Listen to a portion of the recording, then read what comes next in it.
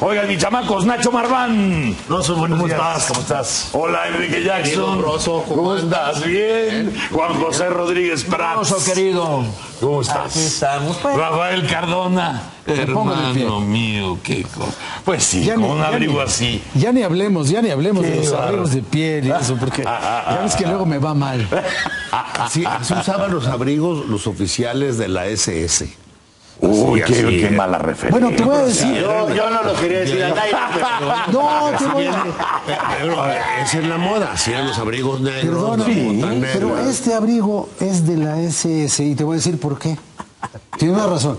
Este abrigo lo compré un día que fui a entrevistar a Genaro Borrego, que había estado en el Seguro Social y ya estaba en el gobierno de Zacatecas. Entonces, es del Seguro Social. Pero no es el de los Zetas. No, lo compré en Zacatecas. Nada más del SS, Seguro Social. Es algo bastante durable.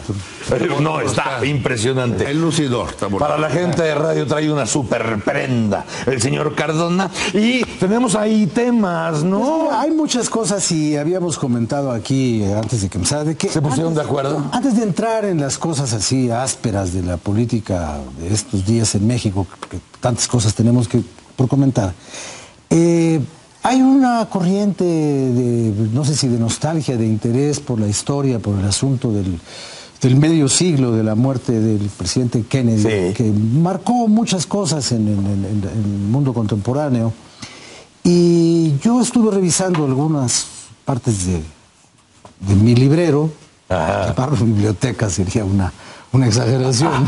Entonces, en mi librero, y me encontré un libro que es, desde mi punto de vista, un triunfo de mi profesión. Porque es el libro hecho por un periodista llamado William Manchester, de quien todos sabemos, hay una maravillosa biografía de MacArthur que se llama El César Americano.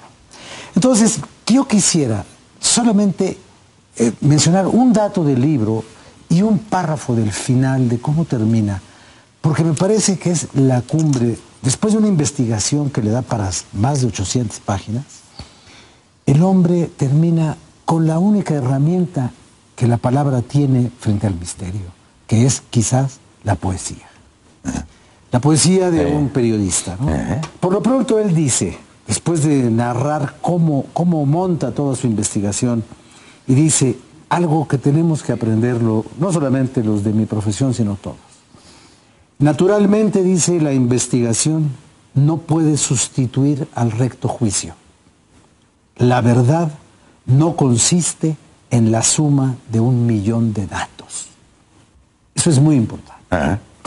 Bueno, eso es lo que él dice al principio y explica cómo investiga. Y al final del libro, en un capítulo que se llama La leyenda, describe que hay un almacén en donde está guardada la ropa ensangrentada de la mujer del señor Kennedy. Y entonces dice, ¿qué pasaría si alguien que no sabe lo que ocurrió llegara, un viajero del tiempo, y viera esa ropa? Y dice, es un párrafo corto, si el intruso las examinara más detenidamente, quedaría confundido por un momento. El recuerdo de un tiempo feliz se mandaría al tinte antes de conservarlo. Y era evidente que no había ocurrido así con tales prendas. En el delantero y el dobladillo de la falda aparecen feas manchas. El bolso de piel y el interior de los dos zapatos tienen pegada una sustancia de un rojo oscuro. Y las medias presentan un aspecto bastante extraño. La misma sustancia las había salpicado con locos garrapateos caligráficos, pero el tiempo y lo sutil del tejido lo ha alterado. Los coágulos herrumbrosos se han ido fragmentando. Yacen en diminutos y frágiles granos en la felpa de la toalla. Al examinarlos minuciosamente, el intruso advertiría su error. Aquellas prendas, comprendería ahora, no se habían conservado por motivos sentimentales. Se percataría de que las había llevado una mujer joven y esbelta a la que había sorprendido un terrible accidente. Se podría considerar si habría sobrevivido a él. Y puede que también se preguntara quién fue el culpable. Esto es lo que Manchester termina diciendo después de una investigación de años, de un libro enorme, que lo único que todas esas investigaciones de la Warren a todas las demás, lo único que queda al final de todo esto misterio. Es la sangre, la muerte y la pregunta. Y la interrogante. Que nadie sabe, a final de cuentas, qué pasó, excepto lo que pasó. Entonces yo creo que eso nos debe poner a pensar en cosas de la historia mexicana también. También. No solamente la historia muy reciente, sino la historia sobre la cual está cimentada la vida mexicana. No hace muchos años. La historia de México no, pero no hablo de Colosio, hablo desde Moctezuma. De atrás. Desde Moctezuma, ¿no? Porque la historia de México es la historia de la sangre y el poder. Principios del... Queramos verlo Y siempre el misterio. Y como dijo, y termino con esto, ya que a JJ le gustan las frases, yo te regalo esta frase de un hombre que tú admiras, de José Vasconcelos. Vasconcelos le preguntó a sus discípulos cuando iban en el tren, mirando por la ventana, le dijo, jóvenes, habló a sus discípulos diciendo, y les dijo, jóvenes, díganme ustedes, mirando allá los magueyes, los árboles y los cerros, díganme, ¿a qué huele el paisaje mexicano? Y uno dijo, huele a tierra, el otro dijo, huele a pino, el otro dijo, huele a piedra. No, señores, el paisaje mexicano huele a sangre. ¿No? Y así vivimos. Y entonces, bueno, ya después de esto vamos a hablar de la política fea, ¿no? Estaba en Michoacán, Vasconcelos, ¿no? Pues parece que iba camino para Jalisco. Porque ya en Jalisco ya están apareciendo con la nueva otra. Ya están apareciendo Este libro de César Americano, ¿a qué general se refiere? ¿A Patton o a MacArthur? No, a MacArthur. A MacArthur. El último general de 5 estrellas, que por cierto era un hombre que no tenía casa. El hombre que vivió regresó. siempre en los cuarteles. No, terminó su vida viviendo en una de las torres del Waldorf Astoria. No vivía mal. No vivía mal, era un César americano. Pero no. Sí. Pero ni siquiera. Y este es Muerte de un presidente. Este libro se llama Muerte de un presidente, es yo creo un libro difícil de conseguir. Sí. Ya está todo amarillón y porque ya lleva muchas pasadas. Creo que lo leyó desde mi abuelo y luego lo leyó mi papá. Y ahora que pasamos por esta estación de la muerte, que sí nos tiene que llevar exactamente a ese olor de la sangre que se vive en el país hace siglos, pues tendremos que entrar a lo del día. Y a lo del día, ¿por dónde empezamos? Si huele todo esto a sangre. Mira, yo creo, Bozo, que tenemos... Hay un asunto que a mí me ha llamado mucho la atención y que es este doble escándalo en el cual está metido el Poder Legislativo. Ajá.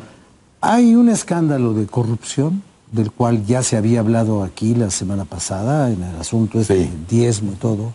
Del presupuesto. De las asignaciones para ciertas cantidades, para obras específicas y la proporción de eso que me toca a mí por mis buenos oficios y tal y cual. Y ahora una cosa que a mí me parece producto de...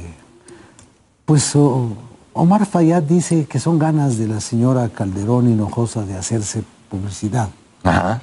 Yo no sé si la señora Luisa María Cocoa necesite publicidad. Yo creo que lo que necesitaría sería discreción. Sí, y ya no andarse exhibiendo tanto pues sí, porque digamos que sus apellidos no son muy bien vistos por toda la gente, ¿no? Pero en fin, ella sabrá por qué de alguna manera está incidiendo en una escandalera donde a mí me parece absolutamente irrelevante lo que se está tratando de denunciar. Ajá. Que unos señores de los templarios llegaron al Senado y se metieron y hablaron con el presidente de la Comisión de Seguridad y que eso es un pecado. Que yo sepa, en este país existe el derecho de audiencia. Pecado no creo que sea, pero sí no es normal, ¿no? Bueno, yo no sé si es normal o anormal, pero además tampoco creo que uno se haya sacado su credencial y haya dicho, yo soy caballero templario, me permite pasar. Yo creo que las negociaciones... Había 300 personas en un plantón frente al Senado y pidieron pasar a platicar con los senadores. Una comisión de 10 personas. Una organización. Como siempre había 2 organizaciones. Sí. Y entonces les dicen a los senadores michoacanos, ¿por qué no ustedes, senadores michoacanos, los reciben? Y Omar Fayad, que es de la Comisión de Seguridad, que esté también presente. Tiene obligación de recibirlos. Y entonces dice Cocoa que cuando empiezan a platicar con ellos hay un momento en que uno de ellos dice, cuando el presidente Calderón nos declaró la guerra, y entonces ella dice, textualmente dice, ahí es cuando dije, ay Dios. Ay Jesús lo que diviso. Ay Jesús lo que diviso. Pero mira, y entonces ahí empiezan las especulaciones. La televisión dice que no se dejaba sacar fotos ahí. Bueno, porque lo dice un mes. Tú quieres. Exacto. Luisa María le dice a Omar, oye Omar, parece que estas personas, algunos de ellos tendrían que ver con los templarios. Omar Fayad dice, voy a dar parte a la Secretaría de Gobernación. Por lo pronto mandemos a otras personas, nada más para que acaben con la plática, pero ya no vamos a interactuar con ellos. Los jefes de las bancadas se enteran el mismo día de este asunto. Que quién sabe en qué, no sabemos qué tan cierto o qué no tan cierto puede ser, pero todos los jefes de las bancadas se enteran el mismo día. Y un mes después nos enteramos que todo el mundo sabía que había pasado eso, que Luisa María dice en un noticiero de la radio michoacana. Entonces, esto se ha querido... Un mes después. Para que el público sepa de quién estamos hablando. Espérame. Tú la entrevistaste hace... 2 semanas. Bueno, y todos vimos sus incapacidades. 2 semanas. Sus limitaciones, su incapacidad de sostener lo que dice. Por lo menos cuando le pregunté a Luisa María por el asunto, y otra vez de Michoacán, de las denuncias, a propósito de Fausto Vallejo y su hijo. Porque dijo, están metidos, están en contubernio con el narco, y le pregunté a Luisa María, ¿ya denunciaste ante la autoridad? Y salió con peteneras. Ella dijo, me traen de ventanilla en ventanilla. Pues igual le dijeron que su hermano, ¿verdad? O sea, yo creo que tiene mucho que ver con la personalidad y el momento de... Y la mitología desde las limitaciones de Luisa María y su inconsistencia absoluta para afirmar sin sostener. Un segundo. Mira, hay una cosa con esta señora senadora que es muy importante. Cuando terminó el proceso electoral en Michoacán, del cual el señor fue delegado de su partido allá en Michoacán, unos cuantos semanas nada más, y después ya no. Bueno, quizá por eso no fue, porque él le hubiera ayudado. Pero bueno, cuando terminó... No quiso quedarse ahí. Mira, Jackson, cuando terminó la elección, lo primero que la señora Calderón dijo es que ella había ganado el gobierno del Estado. Dijo, ya gané, y dio como 4 entrevistas. Silvano Aureoles, que fue el candidato del PRD, dijo lo mismo.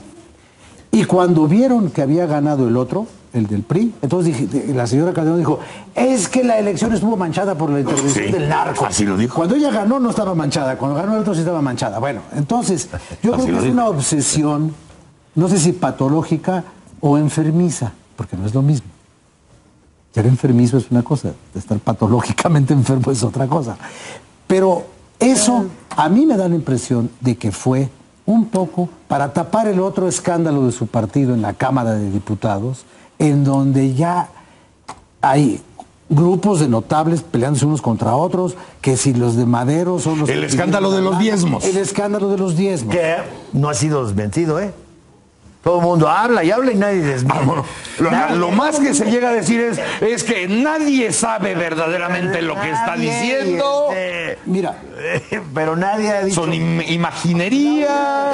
Estoy acumulando derechos. Tampoco nadie lo ha aprobado. Estoy acumulando derechos para que me permita responder todas estas insolencias. Déjame comentar nomás esto. No, pero particularmente la única persona con la que yo hablé fue con Villarreal. Nunca lo... Y Villarreal dice, pues, maestro, a mí no me pueden probar nada, yo no hice nada. Esto, y fue lo que comenté yo con el directamente señalado, a mí me dijo, bueno, esto es una maniobra de adentro. Y al mismo tiempo, al mismo tiempo, para que entremos más o menos así en situación Michoacán, acuérdense que también está corriendo la otra investigación periodística de los acercamientos del actual secretario de gobierno con los templarios durante la campaña michoacana. El interino. Y este memorándum que le mandó un asesor al secretario de Seguridad del Estado de Michoacán. Exactamente. Dándole parte de los 3 encuentros y quién. Misma persona que trabaja actualmente en la Policía Federal. Así es.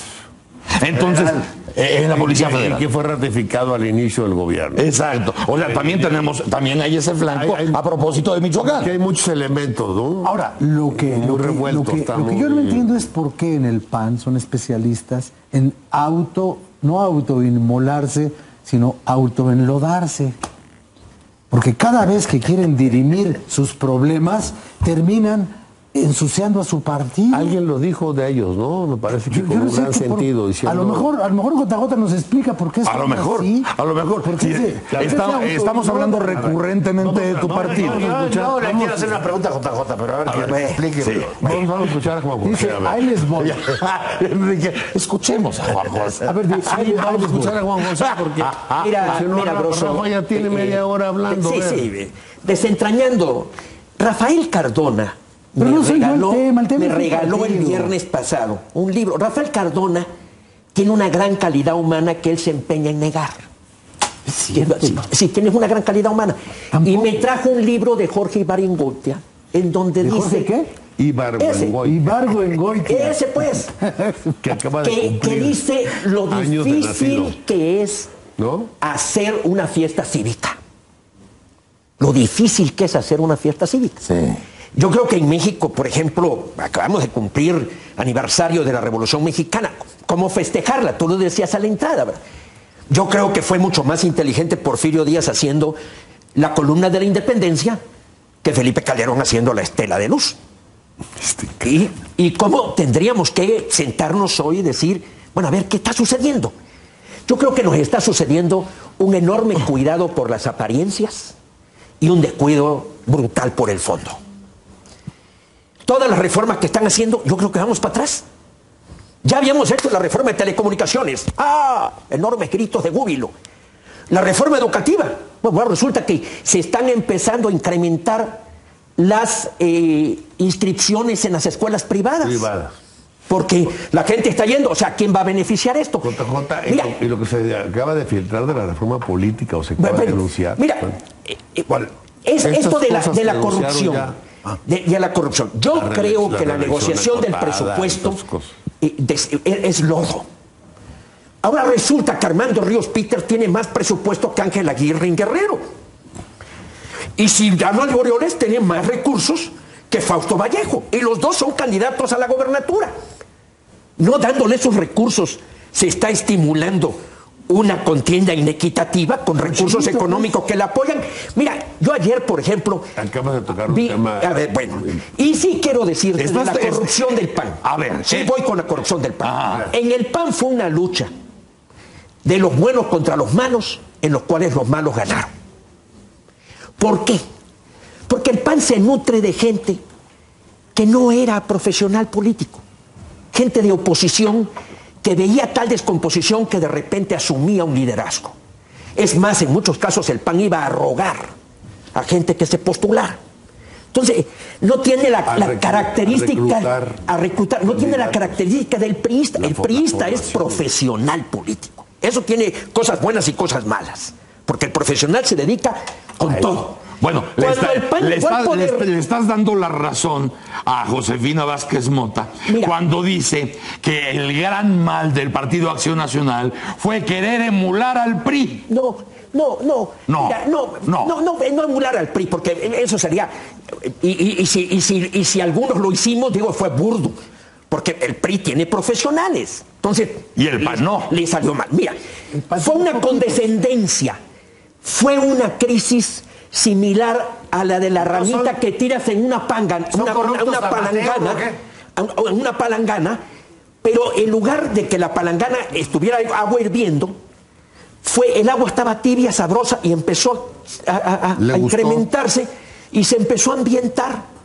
Y llegamos... ¿Hasta que tronó? Hasta que mira, hirvió. La corrupción viene desde hace muchas décadas, pero con Gustavo Madero hemos llegado al colmo. Luis Alberto Villarreal es instrumento. Desafortunadamente, aquí lo tengo que decir, que el presidente de mi partido ha auspiciado, solapado, propiciado y ha sido cómplice de la corrupción. Todo sea por la reelección. Y aquí viene la gran incógnita que se habla en la historia del PAN. Habrá una fuerza de ese panismo nostálgico, si tú quieres, que Nietzsche la nostalgia la definía en forma muy sabrosa. Y permítame que la recuerde yo, que por aquí la traigo. Ay, caray. O sea, ¿la cita de Nietzsche? Sí. Nostalgia, la aspiración al pasado de lo que ha tenido de mejor. Esa es nostalgia. Pero tú acabas de decir que el presidente de tu partido es el centro de la corrupción del mismo. Sí, señor. Y que todos los otros son instrumentos, que tampoco, me imagino, tampoco se pueden... Y por otra parte, Broso, a mí me está... También hay responsabilidad en ser instrumento, ¿no? A mí me está disgustando ya enormemente. El martes tuvimos un debate muy agrio en el CEN del PAN. Esas escenas. Me desgarro las vestiduras. Mi honor no puede ser manchado. Te voy a demandar. ¿Ese fue Villarreal?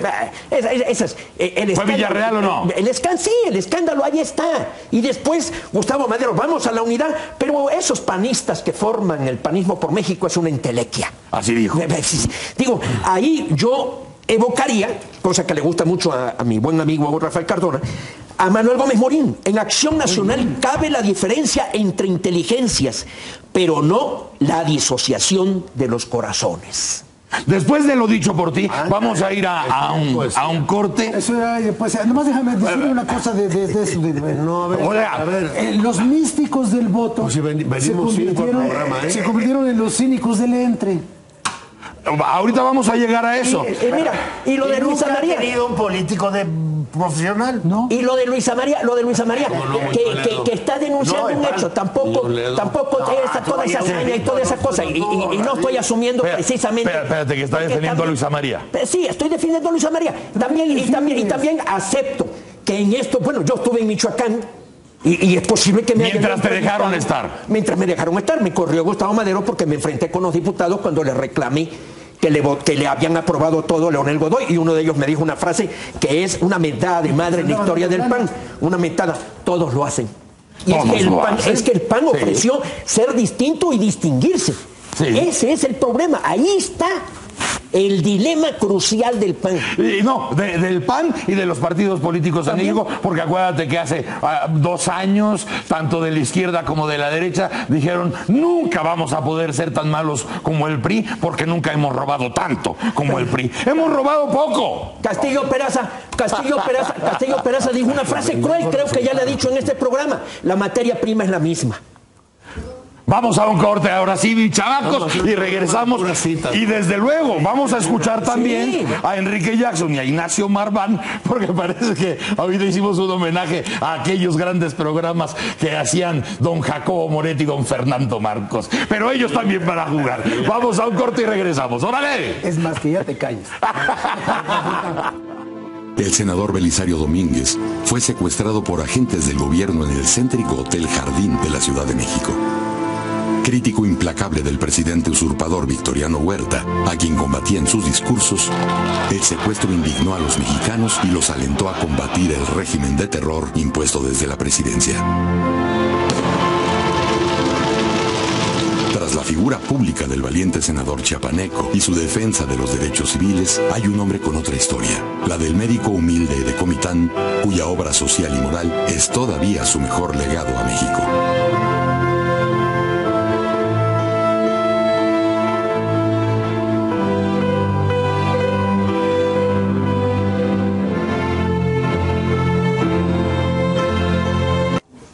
para agarrar las cosas en caliente, mis chamacos, no se emocionen, no se pongan románticos, estamos hablando de mera información.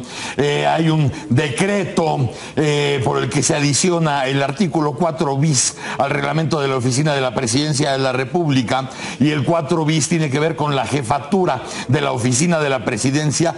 Va a contar con un vocero del gobierno de la República, que va a estar en las estrategias de información, congruencia, transparencia, rendición de cuentas en coordinación con las instancias competentes. El vocero del gobierno de la República será designado por el Ejecutivo Federal y dice las funciones que tendrá, ¿no? Ya tenemos confirmado que el vocero traía muy buena línea Enrique Jackson, porque tiene muy buenas fuentes, y nuestro jefe de información ha confirmado lo que traía ya en la bolsa izquierda el pantalón Enrique Jackson. El peine. Exacto. Sí. Donde trae el peine del bigote, ahí traía el dato y confirman tu dato. El vocero de la presidencia será Eduardo Sánchez. Eduardo Sánchez lo han visto ustedes en la Secretaría de Gobernación, ¿no? Pero espérame, porque ahí ya hay una triple función de Eduardo. Es subsecretario de normatividad, sí, de Gobernación, es el que tiene que ver con el dinero que se reparte a los medios. Sí. En propaganda, en publicidad oficial y todo. Además, vocero del Gabinete de Seguridad. Sí. Y ahora vocero presidencial. No, ahora tendrá que ser vocero presidencial. ¿Le quitan algo? Bueno, por lo menos que le quiten esos dos cargos, que lo hagan vocero de la presidencia y le compren corbatas. Si Osorio Chong puede con todo eso, pues tú imagínate, como no, son puros iguales, hombre. Entonces ya se echó Eduardo Sánchez su propedéutico ahí en Gobernación. Yo creo que hay un punto. Si tiene que cumplir esas tres funciones, si Osorio tiene que hacer todo lo que tiene que hacer, ustedes que tienen poca gente. Bueno, pero si vas de vocero a la presidencia te tienen que quitar los otros dos cargos, sí, ¿no? Puedes. Pues sí, porque ahora... No puedes. Hay que poner un subsecretario de normatividad, porque una cosa es la función administrativa que tiene esa subsecretaría, donde por cierto estuvo Gabino Cue en algún momento de su vida, y Emilio Gamboa. Y otra cosa es la función de estar pegado en la casa presidencial para explicar las intenciones. ¿Para atender a tus cuates? No, porque eso lo hace David López. Y tiene razón Nacho, a lo mejor también es poca gente, porque acuérdense ustedes que todos estos meses que han pasado, Eduardo Sánchez ha estado entrenando con las cámaras y los micrófonos. Empezó con un perfil muy bajo, ahora ya está teniendo cada vez más confianza. También es muy chistoso porque la línea era sacar la seguridad de los temas y pues ni modo, la realidad se ha ido imponiendo, sí, y ahí el señor Sánchez ha tenido que trabajar cada vez más seguido. Así es, que salir del tema. Exactamente, de 3-2.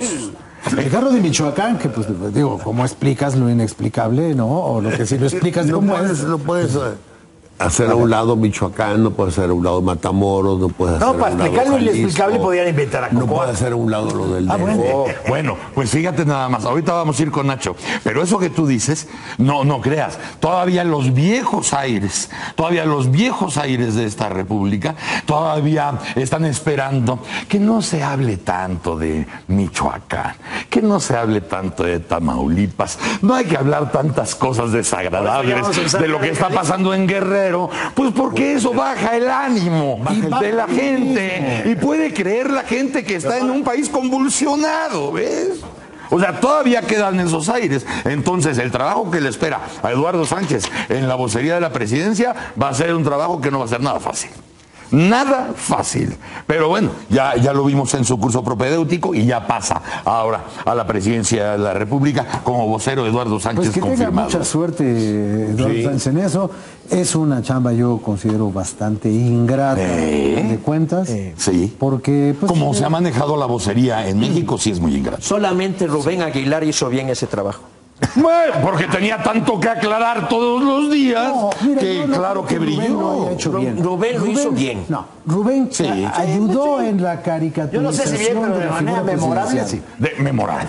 ¿Cómo? Sí. De manera memorable. ¿Quién sabe si bien, pero memorable? Todos vamos a acordar. Así es. Cumplió con cuidar al Ejecutivo. Pasó a la historia con una... Y mira que por eso, cuidó al Ejecutivo. Rubén es gente valiosa. No, Rubén es gente inteligente. Así es.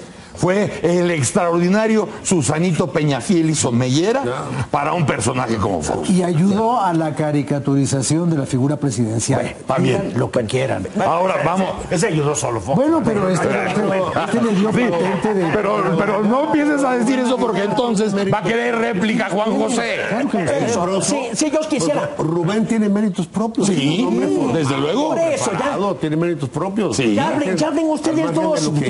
Yo quiero también hablar, hombre. No sean Como así. tal, es un hombre formado, estructurado, Pero, valioso, sí. conoce. Buenas calificaciones. Uno de los bien temas que formado. estuvimos explorando era lo de la revolución y creo que vale la pena entrarle al tema de la revolución más allá de qué se festeja, cómo se festeja, no se festeja. Yo creo que, bueno, la parte del discurso revolucionario, priista tradicional, pues ese murió hace muchísimo tiempo como discurso político, digamos. Sí. Pero como, pero como un hecho, digamos, es algo, no solo un hecho importante, sino que es algo que sigue teniendo importancia y que tiene mucha viveza. Por supuesto. Y entonces, revisando un trabajo que estoy haciendo, preparando mi trabajo que estoy haciendo para la Constitución de 17, déjate de comerciales. me encontré un discurso del 4 de febrero de 1913. O sea, una semana antes de que empezara la decena trágica. La decena trágica. El senador José Diego Fernández, nada que ver con tu cuate. Es un senador de Morelos, que nació en Jalisco, que tiene un folleto extraordinario sobre un proyecto de constitución en 1914, y está defendiendo a Madero en un Senado muy adverso a Madero, y diciendo, no señores, la revolución ha sido importante, nada que la revolución nada más ha traído caos. 4 de febrero de 13. Y dice, a la revolución debemos 4 grandes bienes: no reelección, libertad de prensa, justicia sin consigna y cámaras con libertad de tribuna y votación. Y les voy a dar el ejemplo de cámaras con libertad de tribuna y votación. Y votación. Entonces dice en su discurso el senador José Diego Fernández, dice: bajo el régimen personal de Díaz, se dieron a la Pearson & Sons 6 concesiones para explotación de petróleo, otorgando la exención de derechos de importación, armando su interés privado con derechos de expropiación que corresponden solo a la pública utilidad y estableciéndose en todas ellas la siguiente prerrogativa. Séptimo de ese contrato, de esa concesión. Durante el periodo de vigencia del presente contrato, ninguno podrá perforar pozos de exploración o de explotación en un radio de 3 kilómetros alrededor de los pozos abiertos por concesionarios, pudiendo estos adquirir al terreno siempre que sea la propiedad nacional y al precio de tarifa en una extensión de los mismos de 3 kilómetros alrededor. La exclusividad sobre la concesión, ¿no? Algo como lo que quiere hacer Peña Nieto, Henry Monster Peña Nieto. 100 años después. Antes de que viniera expropiación. Por eso. Espérame. Pero es 1913. Momento, dice. dice. El tema de la reforma energética. Sí, ¿qué tema más de la revolución que la reforma energética? Por eso. Si bajo el régimen implantado por la revolución de 10 se trajeran al debate esos contratos, ¿no es cierto que en ambas cámaras se levantaría enérgica, apasionada, vigorosa la defensa de los intereses nacionales? ¿No es cierto que las cámaras no consentirían en que esas concesiones se hicieran efectivas? Pues si esto es cierto, bendigamos la revolución que dio condiciones de vida y de acción a nuestras funciones, para poder defender al pueblo. Bueno, si eso no está vivo, pregúntenme qué es la revolución. Bueno, ahora, a propósito de la revolución, y además, bueno, fíjate nada más, de tu partido, que es el de la revolución institucional. Que ese es precioso. Eres perro o perra, pero bueno, revolución institucional. Consolidemos la transición. A ver, ya hablaron. Para lo del 20 de noviembre, Me chance de hablar. dijo el secretario de Gobernación: oiga, ¿por qué cancelaron lo de la revolución? No cancelamos nada porque nunca lo anunciamos. Nunca estuvo organizado. Nunca lo anunciamos. Y de pronto, un día antes dijeron: oye, vamos a mover el numerito del Campo Marte al Zócalo, diles a los aviones que estén listos, para el aeropuerto 2 horas para que haya fuerza aérea. El festejo tiene una historia muy larga de que se hace, no se hace. Yo también explorando, digamos, en el Congreso, la propuesta de Carranza en la primera legislatura de la 27 después de... las fiestas nacionales son 1 de mayo y 16 de septiembre. Nada de 20 de noviembre, nada. Ni mucho menos. Y Nada de la diciembre. revolución. ¿Y la revolución, Enrique? Juárez, bueno. A ver. Yo creo que Y Viernes con Santo, el Juárez paso también. del tiempo se fue no solamente desgastando el término como esencia de los gobiernos nuestros, como paraguas de los gobiernos mexicanos, pero no hay duda que gran parte del México que está construido hoy se construyó en función de lo que se dio en llamar el proyecto de la revolución. A ver, era un proyecto que tenía que ver con reivindicaciones de los grupos sociales, de las regiones, de un régimen de libertades. Basta con ver la Constitución del 17 de Carranza, pues es producto de un movimiento armado que se formaliza en una Constitución que es la que nos empezó a regir y a meter orden en muchos sentidos en la vida nacional. Siguió habiendo turbulencias, llega después Plutarco Elías Calles, que de alguna manera es el que mete y pone estabilidad en el país, es en buena medida el constructor de muchas instituciones, está sujeto a discusión y a juicio todavía, porque es el creador del Estado moderno mexicano, por más que el Tata Lázaro lo haya sacado del país. se le quieran quitar. Esa es una méritos. paradoja. Sí, es una paradoja, pero Serán cosas entre ellos. No, yo discrepo totalmente de Enrique, pero tiene que discrepar, pues los panistas tienen otra visión, a ver. No, esos son la negación de la Sí, revolución. eso- no, señor. A ver, Absolutamente, no es cierto. A ver, estoy hablando, Juan José, yo no te interrumpí. Bueno, cuando hablas de la revolución de Cárdenas, A ver, sí. va tomando forma el país, se crea toda una dinámica de transformación, de evolución. Hay rezagos, hay injusticias, hay excesos, hay Eso es otro omisiones. problema. Entonces, es otra cosa. Pero la revolución sigue siendo una columna vertebral nuestra. O sea, es un movimiento que surge. Luego viene la discusión de quiénes son los que ganaron la revolución. Los héroes, me desvío un segundo. Ahí está la gran novela, que es la tesis doctoral de Héctor Aguilar Camín en su doctorado de Historia, que la hizo en la Universidad de Sonora. Frontera nómada.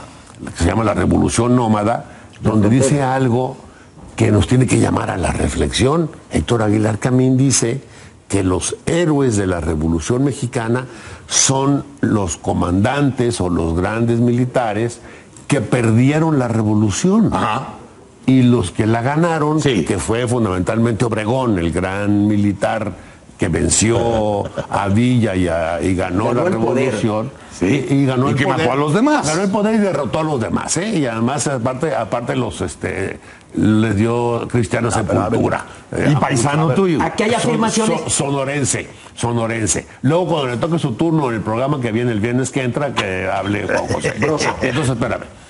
Me muero una semana, Broso. Creo que sí cumplió en muchos sentidos con la construcción de un país en aras de un modelo que se diseñó y se le puso que era Sirvió. la revolución, sin duda. Déjame- A ver, el ¿dónde- problema no es si sirvió o no. O sea, ¿por qué es una gran revolución? Es una revolución de las de veras, digamos, comparable con otras grandes revoluciones.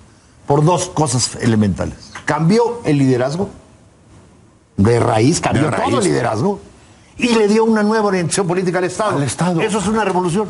Sea la rusa, sea la francesa, sea la que inglesa, sea. La que sea. Esos que dos sea. elementos. Ya que sirvió, que no. Pero no, esos no. dos puntos A ver. son clarísimos. Bueno, ahora sí, Broso, déjame. No he terminado, a ver, No he terminado.